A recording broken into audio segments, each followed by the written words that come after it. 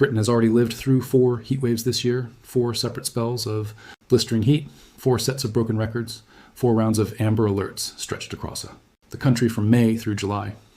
But when the 5th one arrived in early August, meteorologists noticed something they had not seen in the previous 4 at all, something building underneath the heat itself that has scientists watching this one far more closely than any of the others.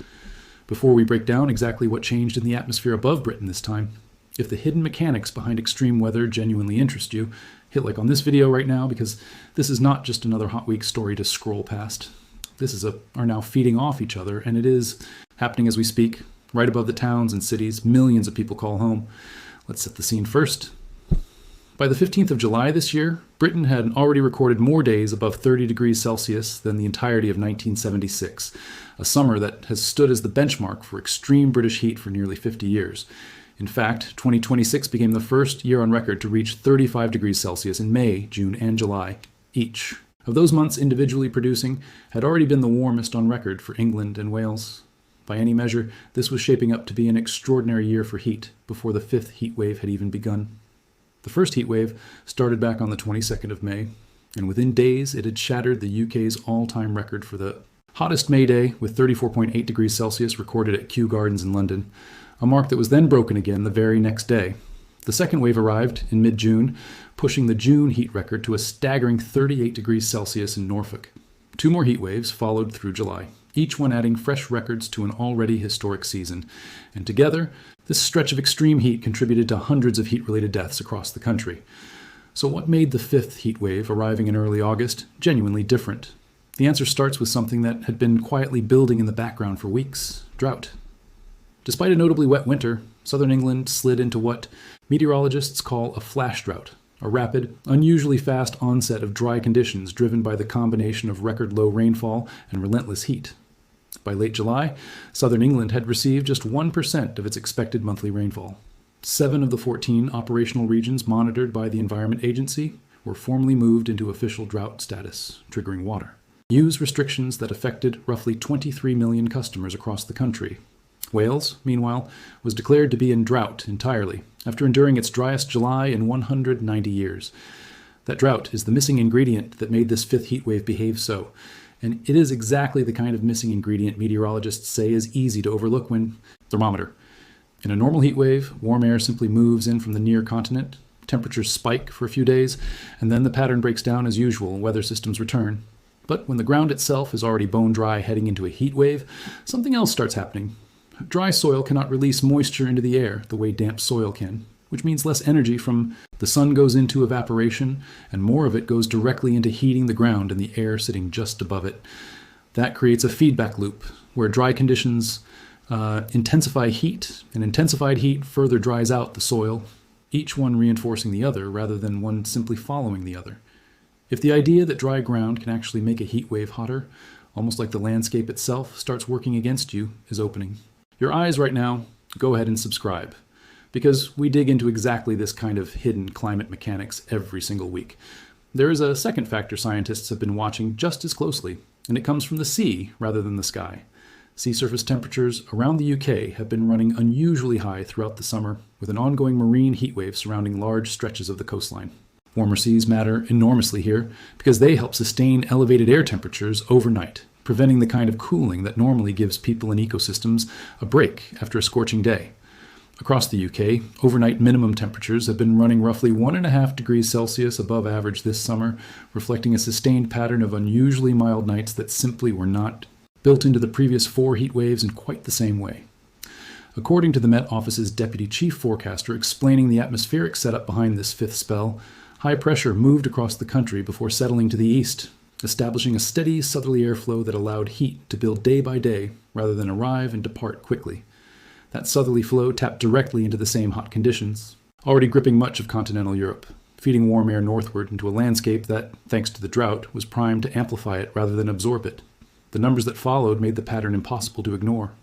On the 2nd of August, high temperatures began rebuilding across England and Wales, officially marking the start of the 5th heat wave of the summer. By the 3rd of August, maximum temperatures reached up to 35 degrees Celsius across the southeast and London, prompting the UK Health Security Agency to issue amber heat health alerts across London, the East Midlands, the East of England, and the South East, while yellow alerts covered the Northwest, Yorkshire, the West Midlands, and the Southwest. The heat did not simply spike and fade the way earlier waves had. It compounded, intensifying the drought that was already gripping the country, which in turn helped sustain the heat even further. By the 13th of August, temperatures reached a provisional high of 38.1 degrees Celsius at Kew Gardens, making it the 5th hottest day ever recorded in the UK, with 40 separate locations across central and southern England exceeding 36 degrees Celsius. That is the detail meteorologists keep returning to. This was not simply a fifth version of the same pattern that produced the previous 4 heat waves. It was a heat wave feeding on drought conditions that its own predecessors had helped create, a feedback loop stitching the entire summer together into one long, self-reinforcing pattern rather than 4 separate, isolated events. First crossed 40 degrees Celsius in a year that still looms large in the public imagination as the benchmark for extreme heat.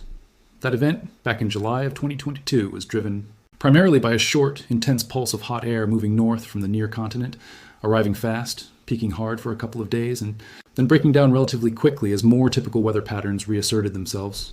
It was dramatic, but it was also brief, a single spike rather than a sustained, self-reinforcing pattern.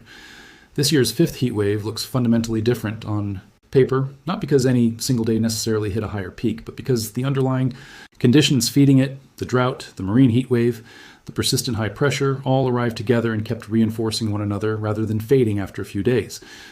That is precisely the distinction meteorologists keep emphasizing when the human cost of that shift has already been significant.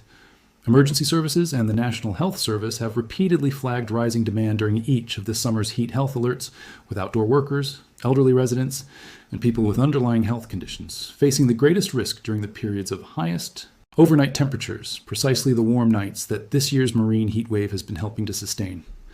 Public health officials have been explicit that it is often the accumulation of consecutive hot days and warm nights, rather than any single extreme afternoon, that drives the most serious health impacts, which is exactly why a compounding them so much more than an isolated, short-lived spike ever could.